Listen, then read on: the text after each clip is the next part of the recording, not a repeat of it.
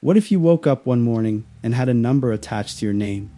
Not a social security number, not a bank account balance, a different number. One that followed you everywhere, updated in real time, visible to anyone who cared to look. A single, elegant metric that told the world exactly how good, how trustworthy, how American you are. Imagine you're in a coffee shop. It's Tuesday. The air smells like burnt espresso and steamed milk. You order your usual, tap your phone to pay, and the terminal flashes red. Payment declined. You frown. You know you have the money. You try again. Same result. The young barista, who can't be more than 19, won't make eye contact. He just shakes his head and points to the screen, which now displays a small, discrete icon next to the denial. It's a stylized eagle clutching a shield with a number displayed beneath it. 485. He doesn't have to say anything. Everyone in line behind you saw it. They don't look at you with anger or even pity. It's worse. They look at you with a kind of weary administrative sympathy, a quiet understanding that you have become a hassle. You're a low-score individual, a piece of grit in the social machine. Your problem is not with the cafe, but with the algorithm. And the algorithm, as everyone knows, is never wrong. Hello, and welcome to Divergence Point. It's good to have you here. I'm not sure where you're listening from. Maybe it's late at night, and you're looking for a story to settle your mind. Maybe you're on your morning commute, stuck in traffic, thinking about the systems that run our lives. Wherever you are, I'm glad we can share this space for a little while. If you enjoy thought experiments like this, maybe consider subscribing. It helps us keep the lights on in this little corner of the internet. Tonight's story isn't about some far-flung dystopian future. It's about the here and now, just accelerated. We're going to talk about what would happen if the United States didn't just import China's social credit system, but perfected it, Americanized it, and sold it to the public not as a tool of control, but as the ultimate expression of freedom and personal responsibility. They wouldn't call it social credit, of course not. That sounds foreign. Vaguely communist. They'd give it a good, solid, capitalist name. Something you'd see on a flag. Something like the Liberty Score. And the scariest part, you'd probably buy it. You see, the foundation is already here. We live in a world of scores. Your FICO score, a 3-digit number calculated by private companies like Equifax, and already determines the biggest decisions of your life, whether you can buy a home, get a car, or even rent an apartment. It's a score based on your payment history, how much debt you carry, and the length of your credit history. It's a behavioral score designed to predict your future reliability based on your past actions. Sound familiar? We rate our Uber drivers and they rate us back. We rate our Airbnb hosts and guests, creating a web of trust based on communal surveillance. We are constantly being quantified, our actions turned into data points that feed algorithms we will never see. We've already accepted the basic premise that our behavior can and should be distilled into a number for the convenience of others. The government itself has a long history of partnerships with private tech and data companies, blurring the line between corporate and state surveillance. The argument for the Liberty Score would be so simple, so seductive, it would be pitched after a crisis. Imagine a moment of profound national instability, a disastrous election, a deep economic recession, a wave of what the media calls domestic disinformation. The public is scared, they're tired of the chaos, they crave stability. Then a bipartisan bill is passed, the Civic Integrity and Security Act. It doesn't impose a system from the top down. It creates a partnership. Credit bureaus, Equifax, Expedian, TransUnion bring their scoring infrastructure. The tech giants Google, Meta, Amazon provide the behavioral data they're already collecting. And the government, the IRS, the TSA gives it the stamp of federal authority. The pitch is genius. We're not creating anything new, they'd say. We're just streamlining the systems you already use. We're restoring trust. We're fighting fake news. We are rewarding the good American citizen. It's not about punishment, it's about perks. It's the American dream, a single score to rule them all. But what happens when that score stops being about whether you pay your bills on time and starts being about everything else? What happens when the algorithm begins to factor in the news articles you share, the charities you donate to, the people you associate with? What does it feel like when exercising your constitutional right to free speech comes with a quantifiable, immediate, and devastating financial cost? Let's be honest. You'd start to censor yourself, wouldn't you? Just a little at first. That's where our story really begins. It starts quietly. You wouldn't even notice it at first. It's not a law that changes your life overnight. It's an update to the terms of service on your banking app, a new feature rolled out with a sleek, minimalist video ad campaign. The ads are full of smiling, diverse families, barbecues, and golden retrievers. They talk about financial wellness and civic health. The Liberty Score is introduced as an optional tool, a way to get better deals. Link your social media and shopping accounts. It says, for a more holistic financial identity, you're a savvy person.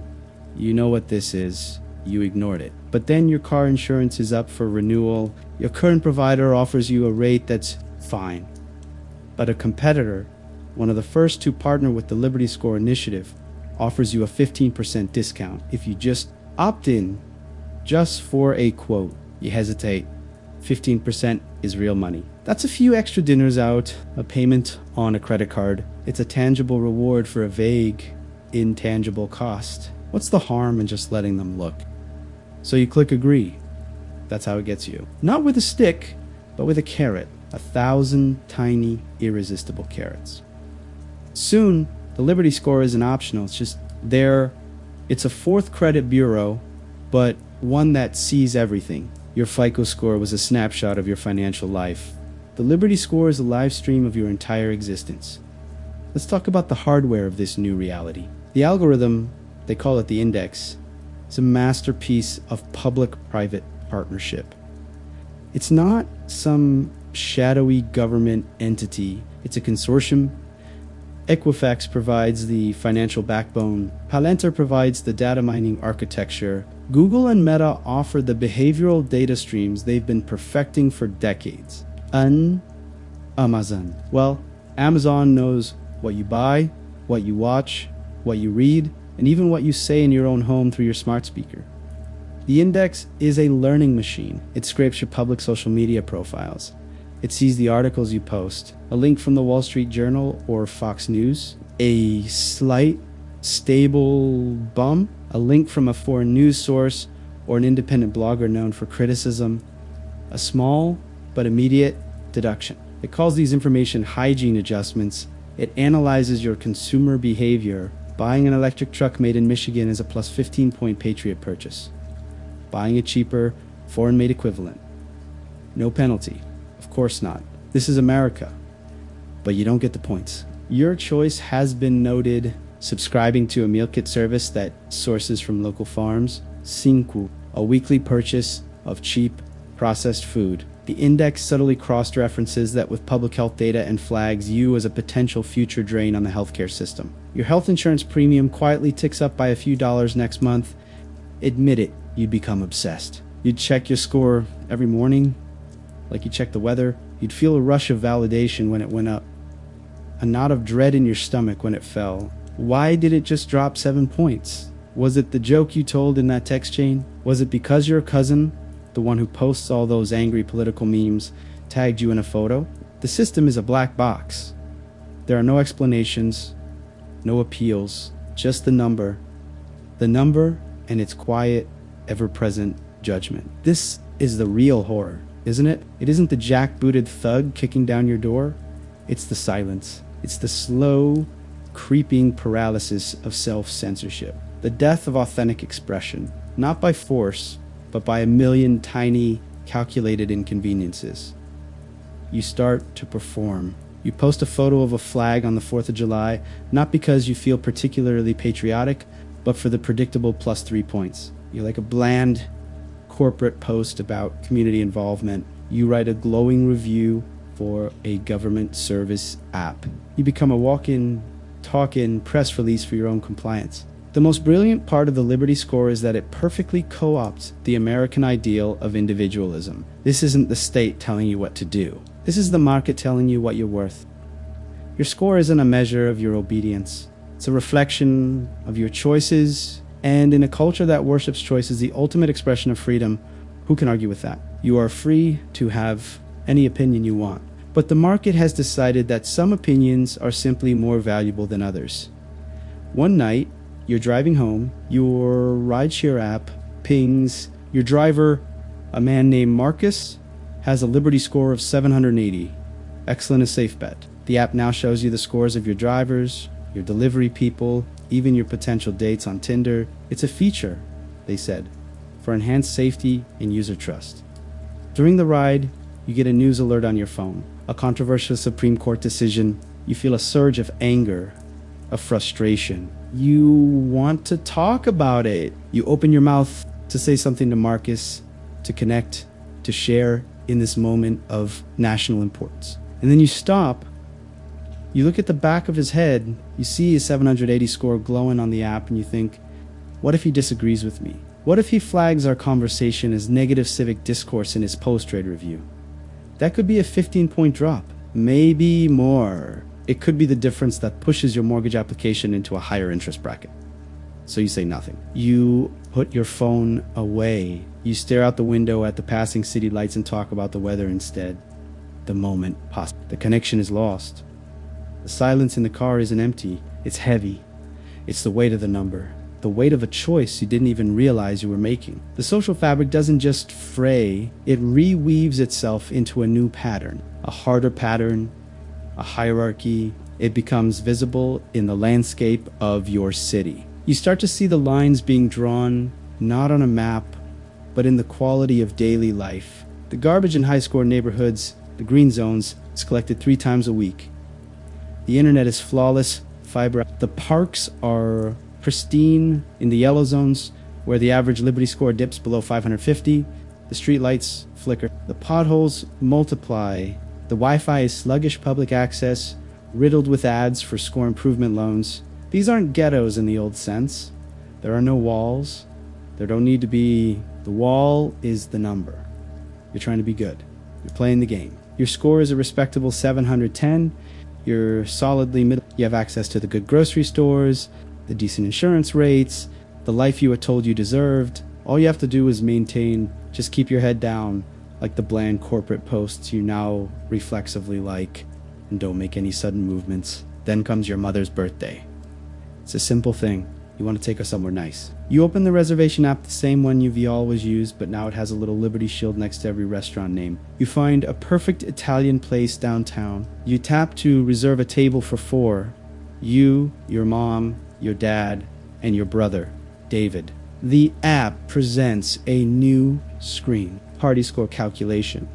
It shows your score, your parents' excellent scores, and then David's 415 a deep, angry red. The app calculates the average. Your party's aggregate score is 630. The restaurant you selected requires a minimum party score of 680. Reservation denied. The app helpfully suggests other, less desirable establishments in your score bracket. This is the system in its purest form. It's not a punishment, it's just math. It's an efficiency filter. The restaurant, in the cold logic of the market, has determined that patrons with lower scores are a higher risk for credit card fraud, for causing a scene, for writing a negative review that isn't constructively aligned. It's just good business. What do you do? Do you call your brother and tell him he's a liability? Do you lie to your mother about why you can't get a table at her favorite place? The system has inserted itself into the most sacred of spaces, the family dinner table. It has turned love into a risk assessment. I know what you're thinking. You'd find a workaround. You'd call the restaurant directly, paying cash. But the hostess who answers the phone is required to ask for the lead diner's Liberty Intradermica to confirm the reservation. There is no outside the system. There is only the score. Your phone rings. It's David. He sounds tired. He doesn't mention the birthday dinner. He probably knows. He asks for a favor. His network modem is out, and he can't get a service appointment for 2 weeks because of his score. He needs to download some large files for a freelance job, the only kind of work he can get now. He asks if he can just come over and use your internet for an hour. Such a small thing. A brother asking for help, but your apartment building is a green zone. The lobby has a scanner. Anyone who enters has their Liberty ID logged. Visitors with scores below 600 have to sign in with a security guard. Their presence is digitally noted, linked to the resident they are visiting. This is called geosocial correlation. The algorithm knows that prolonged physical proximity to low-score individuals is a leading indicator of future score decline. It's contagion. It's the digital version of being from the wrong side of the tracks. The system doesn't just judge you on your own actions, but on the company you keep. You look around your clean, quiet apartment, the physical manifestation of your 710 score, of all your careful calculations, all your self-censorship, all your little performances of compliance, and you weigh it against your brother. You tell him to come. Of course you do. He's your brother. But the moment you hang up, a cold dread washes over you. You're not just letting your brother into your home. You're letting his number into your life. You're inviting a variable into your carefully controlled equation. When he arrives, the security guard in the lobby gives you a look. Not of malice, just information. A look that says a flag has been raised. An hour later, Davy G is gone, and you are alone in your apartment. Your phone buzzes. It's a notification from the Liberty Score app itself, a civic wellness alert. We've noticed a recent association with a high-risk individual. For your protection, your score is under temporary review. A precautionary adjustment of minus 20 points has been applied. The number on your screen changes 690. You just dropped below the prime threshold. The interest rate on your credit card just went up. Your chance of getting that promotion next month just went down. And you did it all by helping your brother download a file. The screen glows in the dark room. The number stares back at you. It isn't a suggestion anymore. It's a threat. And it leaves you with the sickening, terrifying question. How much is your family worth in points? A score of 690 is not a scarlet letter. It's worse. It's a subtle gray filter laid over your entire existence. The world doesn't reject you. It just deprioritizes you. Your grocery delivery now arrives at the very end of its time window. Your call to the electric company is answered by a less advanced AI assistant. When you browse online, you notice a new kind of ad targeted at your specific score bracket. Ads for high-interest loans, for gig work with punishing hours, for online courses on civic responsibility. The algorithm is no longer trying to sell you a lifestyle. It's trying to remediate you. You have to fix it. That 20-point drop has become an obsession. It's the first thing you think about when you wake up and the last thing you see before you fall into a restless sleep. Your first move is the logical one, the civilized one. You try to appeal. You open the Liberty Score app and navigate to the support section. There is no phone number. Of course there isn't. There's a chatbot named Connie for Constitution.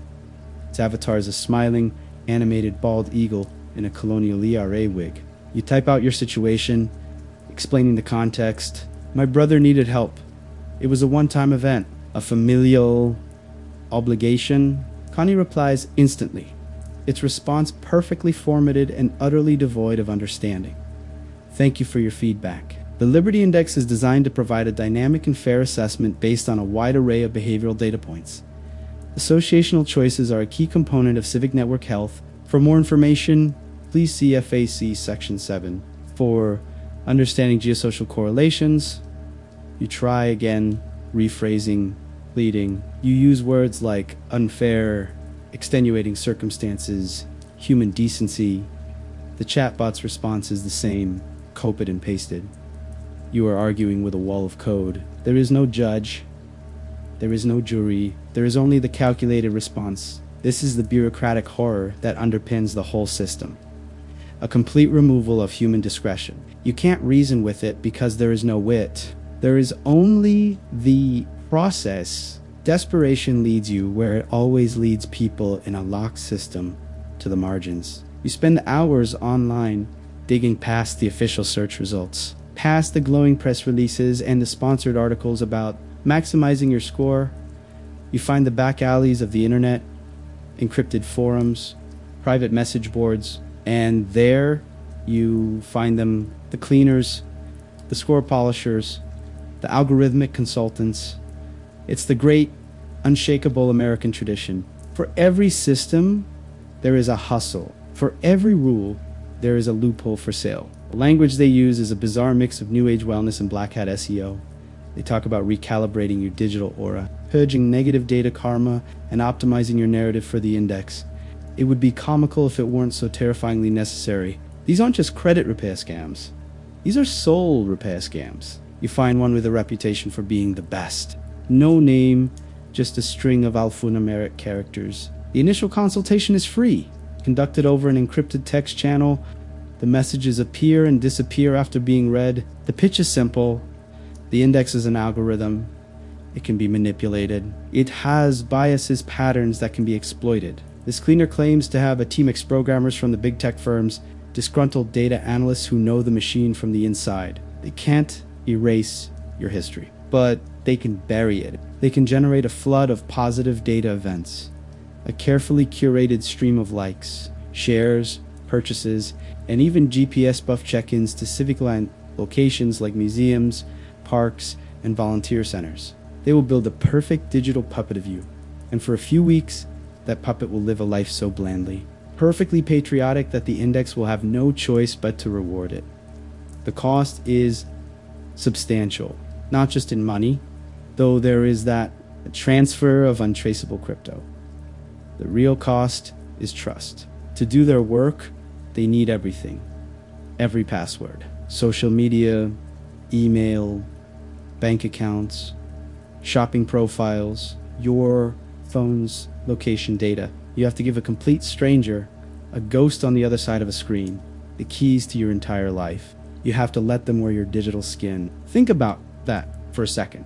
That dark, private corner of your mind you only let out in your search history. They'll see it, the DI miss you sent that you instantly regretted. They'll read them every fear, every desire, every stupid, impulsive click you've ever made.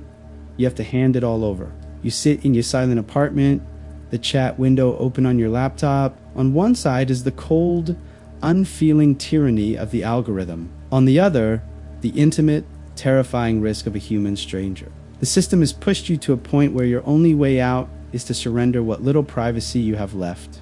Your fingers tremble over the keyboard. You look at your score, 690. A failing grade for a life you thought you were living correctly. You type 2 words. I agree. You hit send. The cleaner provides the instructions for the data transfer. You follow them step by step, feeling a profound, nauseating sense of vertigo, as if you're handing your own soul over to a pawn shop. Then, silence. The chat window closes. The connection is severed. You are completely, utterly exposed. And in the terrifying quiet of your apartment, you can only wait for the ghost in the machine to either save you or devour you completely. For the first 48 hours, you do nothing. You become a ghost in your own apartment. You're afraid to go online, afraid to even text a friend. What if you interfere with the process? What if your own authentic, messy human behavior contaminates the sterile data field the cleaner is trying to build? You have paid a small fortune to have your digital soul professionally laundered, and you are terrified of getting it dirty again. You eat, you sleep, you stare at the walls, and you wait. The first sign is small. It's like on your meta profile, a thumbs up on the official page of a senator you despise. You see it on your phone's notification screen and a jolt of cold adrenaline goes through you. You didn't do that. You would never do that. It's them. The cleaner, the puppet masters are at work. You log into your social media account for the first time in 3 days. It's like walking into your own home and finding the furniture has been rearranged by a stranger with impeccably bland taste. Your profile picture is the same, but your feed is a masterpiece of synthetic conformity. There's a shared post from a national news outlet, a human interest story about a soldier surprising his family. There's a comment on your city's official page, thanking the sanitation department for their hard work. There's a 5-star review for a coffee chain known for its pro-American sourcing initiative. Every post, every comment, every like is a perfect, calculated stroke. It is the digital equivalent of a Stepford wife's smile. It is utterly, terrifyingly pleasant, and it has nothing to do with you. This isn't just about social media. Your entire digital life is being remade. You get an email receipt from Amazon. The cleaner has purchased a book for you on your own account, a biographies of Benjamin Franklin. The algorithm will see this as a purchase of intellectually patriotic material. Another email confirms a $10 donation made in your name to the National Parks Foundation, a civically responsible contribution. You start to feel a strange dissociative sickness. You watch your own life being lived by a machine, a script. You are a spectator to your own salvation. The worst part, the part you don't want to admit to anyone, least of all yourself, is that part of you is relieved. The crushing weight of constant self-monitoring is gone. Someone else is performing the tedious, stressful work of being a good citizen for you. All you have to do is not exist. Then the number starts to move. It happens one morning. You wake up and your score is 693. The next day, 698. A week passes. You're at 715. You're back in the green. The relief is so profound it feels like a drug. It worked. The ghost in the machine exorcised your digital sins. The world softens again. The ads on your feed are for vacations and nice cars. Your grocery delivery shows up on time. The gray filter has been lifted. You paid for a clean slate and it was delivered. But there's a cost that wasn't on the invoice. You're at work. A colleague, someone you've always liked, leans over your desk.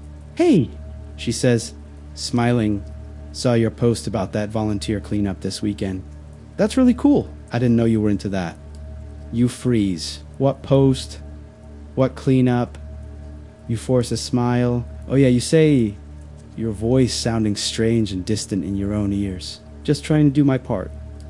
She nods, impressed, and you are left with the cold, hollowing realization that you now have to lie. You have to perform in the real world the identity that a stranger has fabricated for you online. The mask isn't just for the algorithm anymore. It's for everyone. You are becoming the puppet. That night, something new happens. Something that feels different. A violation on a deeper level. A photo appears on your feed. It's an old one from years ago. Picture of you and your father fishing at a lake. It was never posted online. It was saved on a private, cloud-based photo storage service. The cleaner must have found it digging through the deepest, most personal layers of the data you gave them. The photo itself is innocent. A memory of a happy day, but the caption, written by the cleaner, is what stops your heart. Throwback to a great day with Dad. Learning about patience, hard work, and the values that make this country great.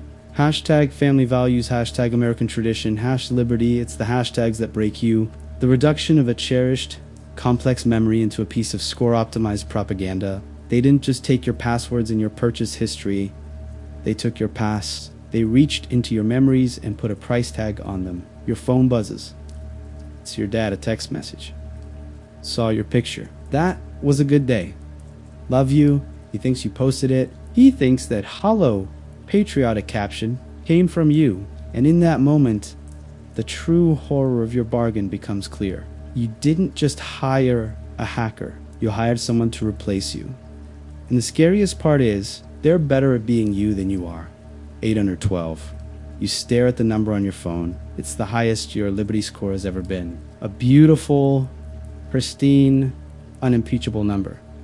You're not just in the green zone anymore. You're in the deep green, the platinum tier. You start getting unsolicited offers for low APR credit cards, invitations to exclusive investment web. Your world is not just restored, it's upgraded. The cleaner did their job too well. Perhaps the contract was for 1 week. A 7-day digital deep clean. It's been 10 days. Puppet is still living your life. The blandly patriotic posts continue. The algorithmically perfect purchases keep appearing on your statements. It's time to pull the plug. It's time to become yourself again. You feel a flicker of fear, like an employee about to give notice to a volatile boss. But this is your life. You paid for the service. The service is complete. You start with the basics. You change your passwords. All of them. Social media, email, banking, Amazon. You methodically go through every account, enabling two-factor authentication, setting up new security questions. You spend 3 hours meticulously rebuilding the walls around your digital life. When you're finished, you feel a sense of profound relief.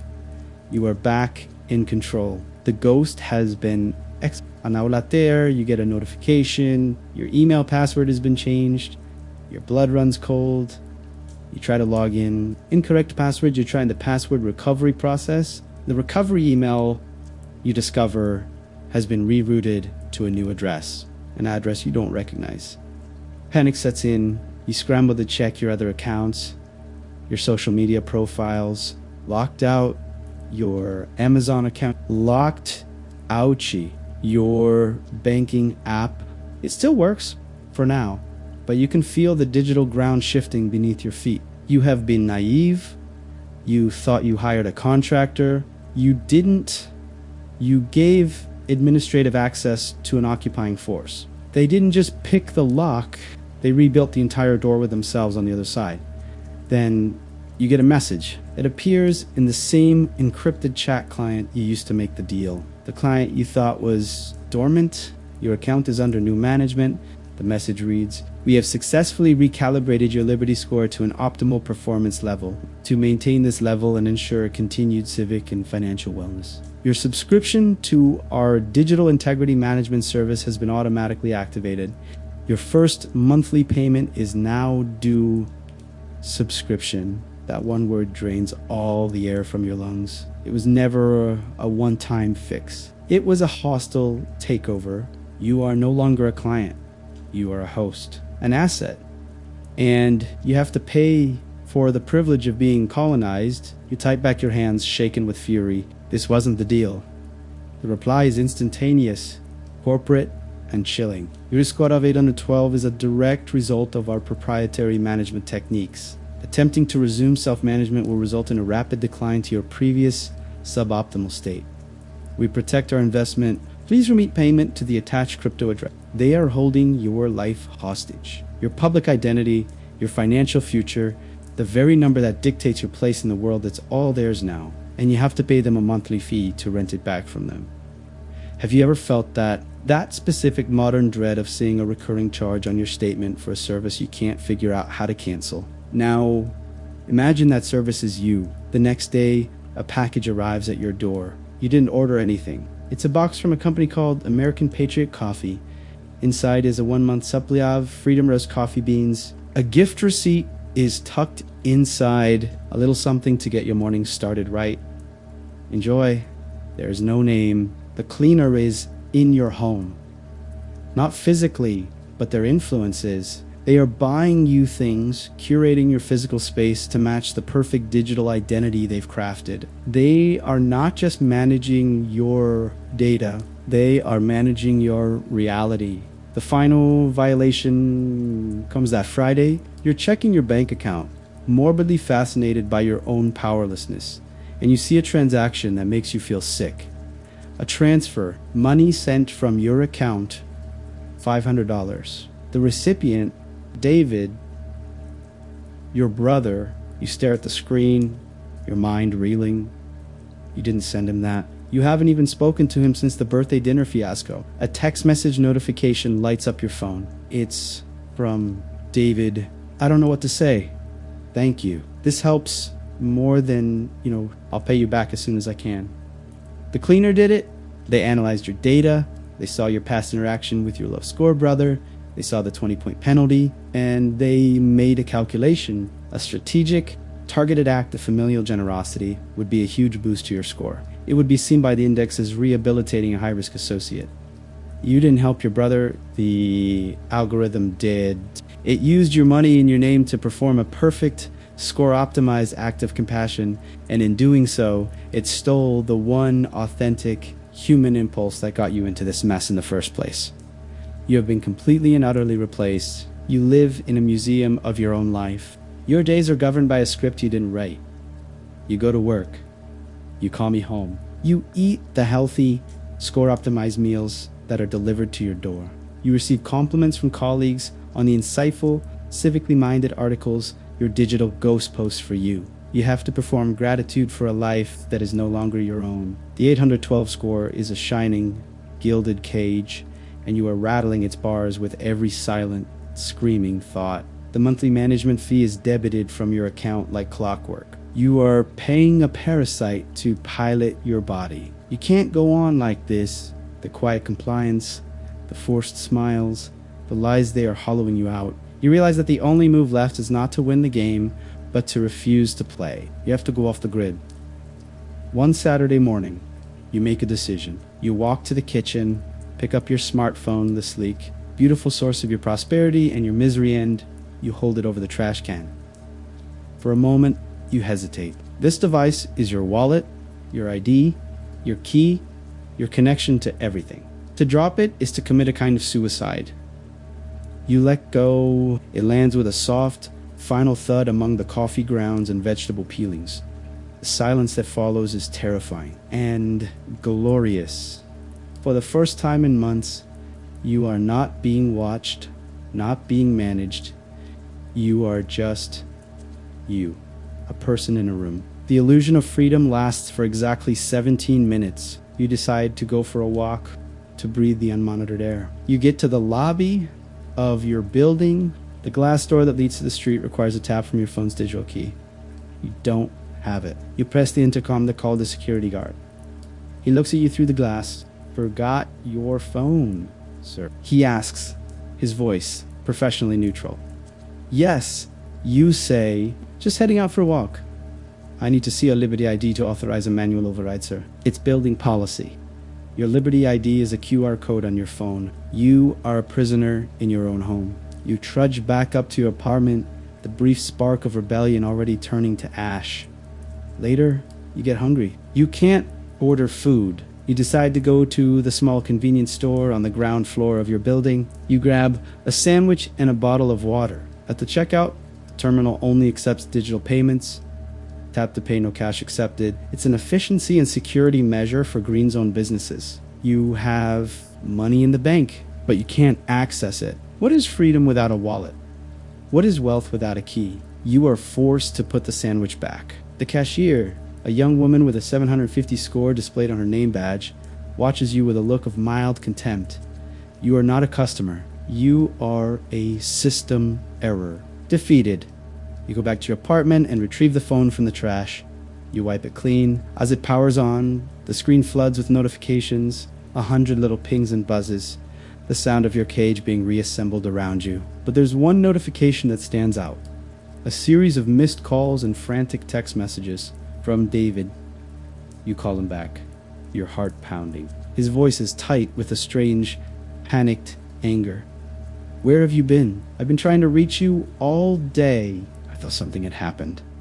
I'm fine, you'll say, cautiously. I just turned my phone off. You turned it off? He says, his voice rising. Why would you do that? You can't just do that. And then it all comes out. A flood of desperate, terrified words. The $500 your cleaner sent him was a lifeline. It allowed him to get a score high enough to qualify for a civic rehabilitation loan.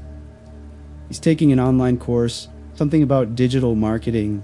His score is climbing. For the first time in years, he has a foothold. He has a chance. The money you sent me, he says, his voice cracking. It's not a one-time thing. It's a familial support plan. It's registered in the system. Your high score it's co-signing for my recovery. If your score drops, my loan defaults. I lose everything. I go back to being nothing. You finally understand. The cleaner's move wasn't just brilliant. It was diabolical. They haven't just tethered you to them. They've tethered your brother's entire future to your continued compliance. They have weaponized your love. Your desire to save your brother is now the very chain that binds you. I can't live like this. David, you whisper into the phone. This isn't me. I don't care, he shouts, and the raw desperation in his voice is a physical blow. Whoever it is, they're better at it than you were. They're saving me. You tried to help, and you almost ruined us both. This works. So just be good. Just do what you're told. Please, don't ruin this for me, too. He hangs up. You stand in the middle of your silent, perfect apartment, holding the phone in your hand. It no longer feels like a manacle. It feels like a murder weapon you have been forced to hold. pointed at the head of the person you love most in the world. And the only thing keeping your finger off the trigger is a monthly payment to a ghost. Your life settles into a rhythm of managed dread. You're an asset. An investment. The cleaner maintains your 812 score with chilling efficiency, and the monthly fee exits your bank account with the indifferent precision of a heart rate monitor. You're a ghost, haunting the edges of a life being lived on your behalf. You do your job, you smile at your colleagues, and you protect your brother's fragile future by remaining a well-maintained puppet. The horror becomes mundane. You get used to it, you get used to anything, given enough time, and then the news breaks. It's not a bombshell. It's a quiet tremor that ripples through the data streams. A small, independent news outlet first reports a rumor, a massive data breach, not from a government server or a major corporation, but from the shadow economy itself, the digital black market, the forums where the cleaners and their competitors plied their trade. At first, you feel a dark, cynical flicker of hope. Maybe the entity holding your life hostage has been crippled. Maybe this is your chance. But then the major news outlets pick up the story, and the true nature of the leak becomes terrifyingly clear. They're calling it the integrity crisis. A hacker group, for reasons no one can explain, chaos, or maybe just a ransom payment that went wrong, has released everything. Not just the cleaners' client lists, not just the names of the people who paid for their services. They released their receipts, they released the raw, unfiltered, unprocessed source data that the clients had provided, every panicked message, every desperate plea, every password to every secret account, and most damning of all, they released the before and after logs. The original embarrassing low score generating data laid bare next to the sterile, fabricated data that cleaners had created to cover it up.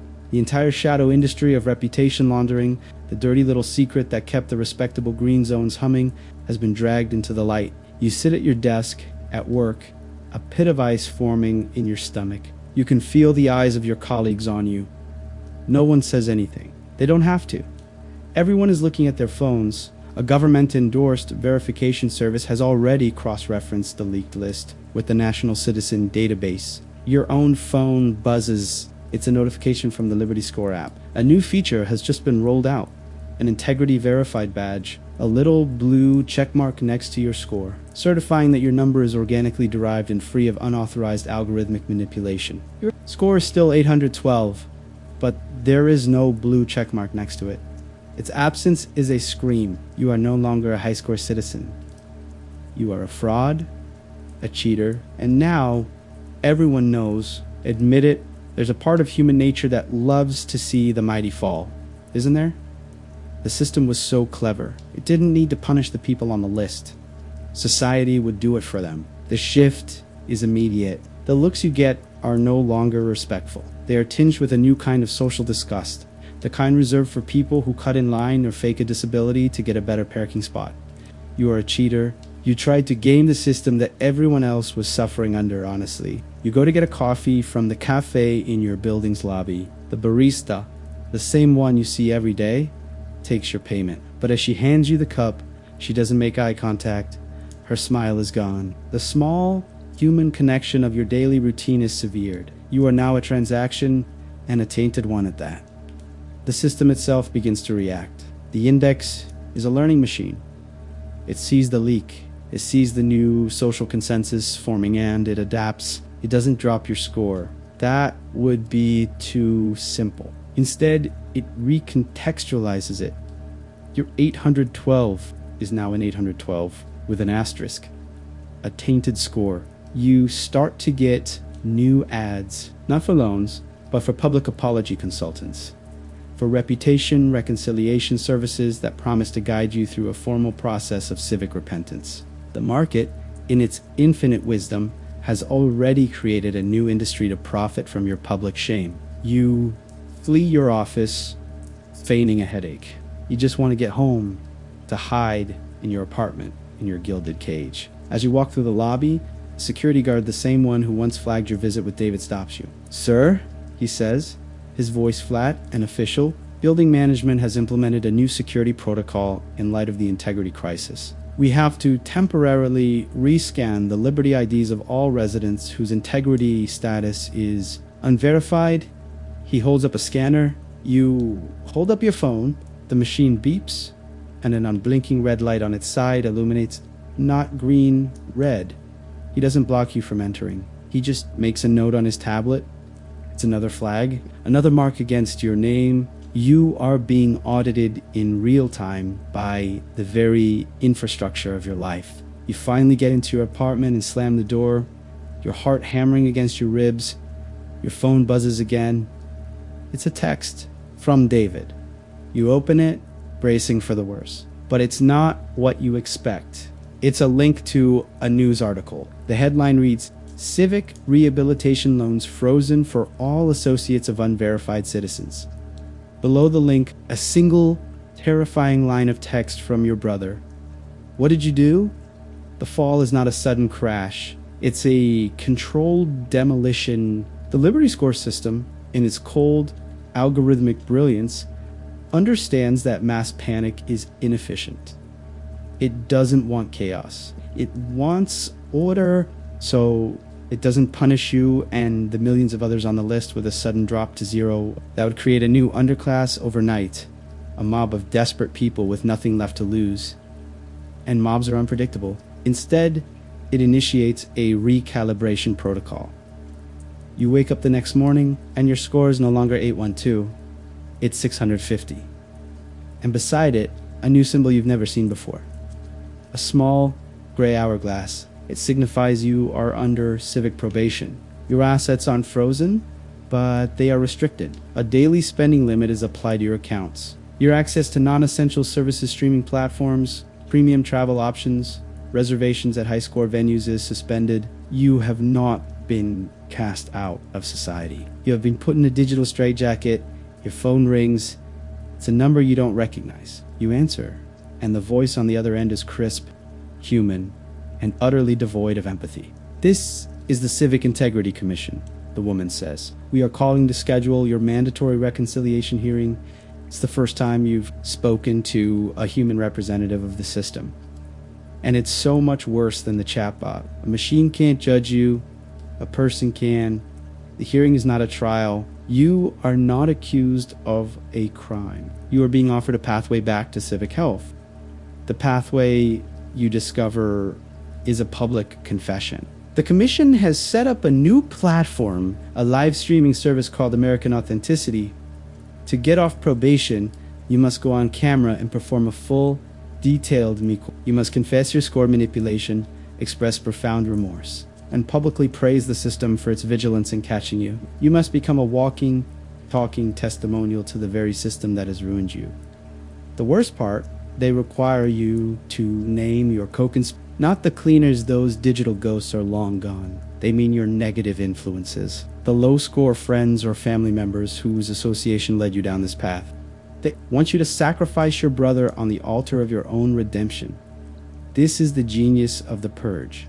It's outsourced. The system doesn't need to break family ties itself. It creates an incentive structure where people will do it for them, willingly, desperately, just to get their lives back.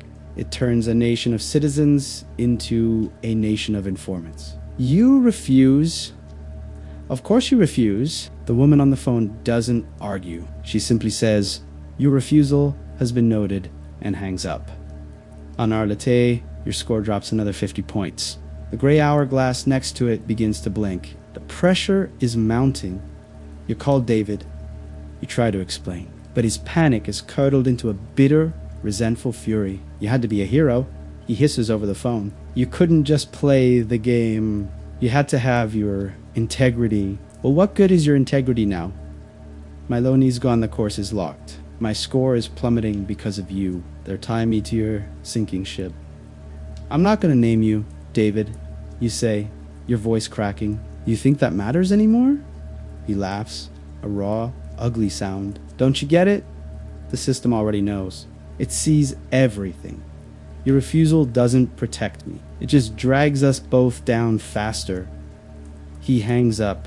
The digital straitjacket tightens. The next day, your work email is deactivated. You receive a notification from HR. You've been placed on indefinite administrative leave pending the resolution of your civic status. You are unemployable. You walk through the city and the world looks different. It's like you can suddenly see in a new spectrum of light. You see the people on the street staring at their phones, their faces illuminated by the glow of their scores. You see the subtle sorting in the cafes, the way high score individuals are guided to the better tables. You see the advertisements on the digital billboards changing dynamically based on the average score of the crowd walking by, and you see the others. The ones like you, the ones with the invisible asterisk next to their name. You can see it in their posture, in the way they avoid eye contact, in the way they pay for things with a slight hesitation, terrified the transaction might be declined. You are part of a new tribe, the unverified, the cheaters, the canceled. That night, you're in your apartment, the silence pressing in. There's a knock at the door, not the gentle tap of a delivery person, a hard, official knock. You open it. Two people in bland, corporate-looking uniforms stand in the hallway.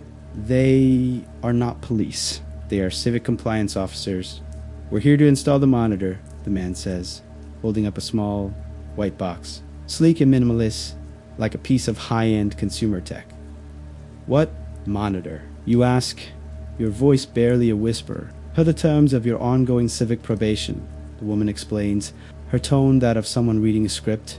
"Your residence requires the installation of a network and behavioral monitoring device. It helps the index gather the data necessary to verify your commitment to rehabilitation. Your internet traffic, your power consumption, even your ambient audio will be logged. It's all in the terms of service." You stand there, frozen in the doorway, as they brush past you. You are no longer just a digital prisoner. Your physical home, your last sanctuary, is being annexed. The system is not content to watch you anymore. It is moving you. It is going to live with you. The white box on your wall is a silent, sleepless roommate. It has a single blue light that pulses with the slow, steady rhythm of a resting heartbeat. It is the last piece of hardware, the final link in the chain. The system is no longer just in your phone or on your screen. It is in the very air you breathe. You find yourself whispering in your own apartment, as if the device can discern not just your words, but your intent. The psychological horror is complete. It has moved from the external world into the last private space you had left, your home. Your score is 450. The hourglass is no longer blinking. It is a solid permanent fixture. You are a ghost in the machine, a flagged piece of data in a system that wants only to manage you into oblivion. You have nothing left to lose. Your job is gone. Your money is restricted. Your brother won't answer your calls. Your last conversation was a one-way street of blame. You have been excised from his life. A cancerous note of risk he had to cut away to survive. And in that absolute barren silence of a life stripped down to its studs, you find a strange, cold clarity. The system is perfect. The algorithm is flawless.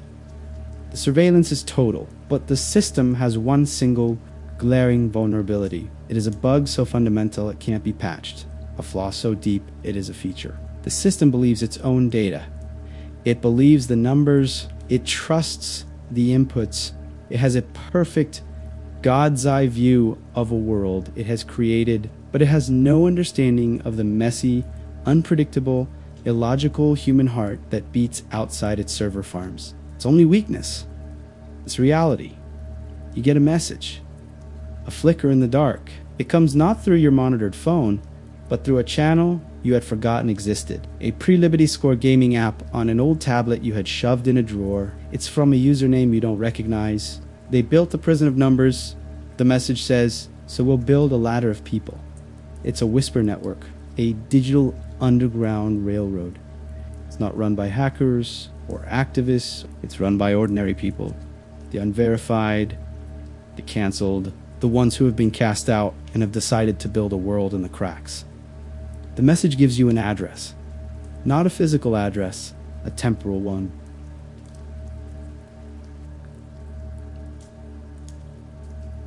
Time and a place, a specific subway car on a specific line at a specific hour. New phones, no digital devices, cash only. This is the new black market.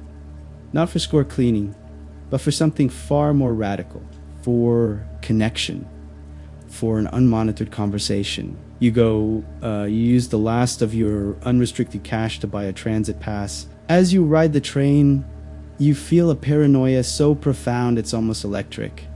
Who is watching? Which camera is logging your face? But you are below the threshold of importance now. You are noise in the data stream. Your insignificance has become a strange form of camouflage. You find the subway car. It's full of people. They look just like you. The same quiet desperation in their eyes. The same exhaustion. No Juan speaks. Then, at a designated stop, a woman stands up. She doesn't give a speech. She just passes out slips of paper. On the paper is a name, a real person's name, and a list. It's a grocery list. Milk, bread, eggs, medicine for a child, simple things. And next to the list, an apartment number in a low-score yellow zone. This is the system. It is breathtakingly simple, and in its simplicity, it is revolutionary. They've created a human algorithm, a peer-to-peer network for survival. The index sees everything, but it can't see a bag of groceries carried from one person to another. It can't quantify an anonymous act of kindness. The compliance officers can monitor your home, but they can't monitor every hallway, every back alley, every quiet exchange of goods and information. You are being offered a choice, not to fix your score, not to get back in, but to build something new in the ruins. This is the last great loophole, and it's not a line of code. It's empathy.